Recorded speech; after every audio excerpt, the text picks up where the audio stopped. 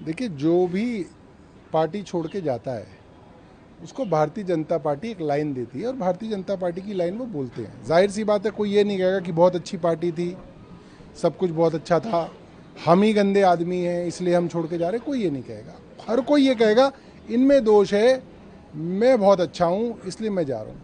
लेकिन वो लोग भाजपा में नहीं गए, अलग पार्टी बनाई। कोई बात नहीं, राजकुमार आनंद भी तो भाजपा में कहाँ गए थे? पहले अकेले थे, फिर बोले बसपा में थे, फिर भाजपा में आ गए ना। तो आजकल जो है डायरेक्ट एंट्री भाजपा जो है नहीं ले रही है, वरना ऑपरेशन लोटस का जो है उनके ऊपर आरोप लगता है। इसलिए आजकल जो है लंबा टूर जो है करके जो है भाजपा में लोग पहुंच रहे हैं।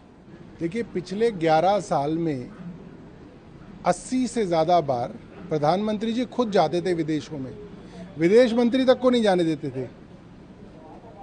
मुझे ऐसा लगता है कि उनकी विदेश नीति में और उनके व्यक्तिगत जो उनका केमिस्ट्री होती है नेताओं के साथ, उसमें वो रिजल्ट्स नहीं आ पाए जो रिजल्ट्स भारत के लिए आने चाहिए थे।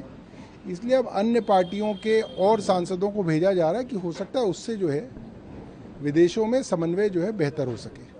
देखिए, भारतीय जनता पार्टी एक घिनौनी राजनीति पे हमेशा से काम करती है। उनके यहाँ एक डर्टी ट्रिक्स डिपार्टमेंट है जो इस तरीके की राजनीति जो है ऐसे मामलों में भी लेके आते हैं जहाँ पे सारे देश के राजनीतिक दल सरकार के साथ हों। जाहिर सी बात है, जिस तरीके से शशि थरूर भारतीय जनता पार्टी से नज़दीक अपने वक्तव्यों में दिख रहे हैं, शशि थरूर भी बहुत जल्द जो है भारतीय जनता पार्टी में जाएंगे।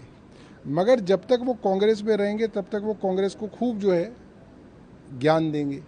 इससे भारतीय जनता पार्टी शशि थरूर के वीडियोस जो है ट्विटर, व्हाट्सएप, फेसबुक पे खूब चलाएगी और कांग्रेस को कोसेगी। तो एक शर्मनाक बात है कि एक रूलिंग पार्टी जिसके साथ तमाम अपोजिशन पार्टियां इसलिए आई कि चलो देश की बात है, वो ऐसे मामलों में भी ये सोच रहे हैं कि किसी तरीके से किसी अपोजिशन पार्टी को कमज़ोर किया जाए। ये गलत है, नहीं होना चाहिए। देखिए, ये गलत है।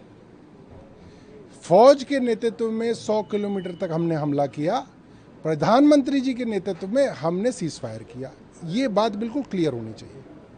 देखिए, मैं समझता हूँ कि पीएमएलए को इसलिए बनाया गया था ताकि जो ये ऑर्गेनाइज्ड टेररिस्ट एक्टिविटीज़ हैं, ये जो दुनिया भर के अंदर ड्रग कार्टल्स का एक नेटवर्क है, इसके अंदर जो पैसा आता है हवाला के ज़रिए, उससे देशों की इंटरनल सिक्योरिटी और इकॉनमी के ऊपर बुरा असर पड़ रहा था। इसलिए पीएमएलए जैसे कानून लाए गए। मगर पीएमएलए जैसे कानूनों का दुरुपयोग सिर्फ और सिर्फ राजनीतिक प्रतिद्वंदियों को जेल भेजने के लिए किया गया। मैं समझता हूँ कई कानून अच्छे उद्देश्य से लाए जाते हैं, मगर उनके दुरुपयोग के कारण वो कानून जो है बदनाम होते हैं। और भारतीय जनता पार्टी ने इस कानून का दुरुपयोग किया और कई बार देश की सबसे बड़ी अदालत ने केंद्र सरकार को इसके लिए कटघरे पे भी खड़ा किया और सब लोगों को मालूम है कि केंद्र सरकार ने गलत किया।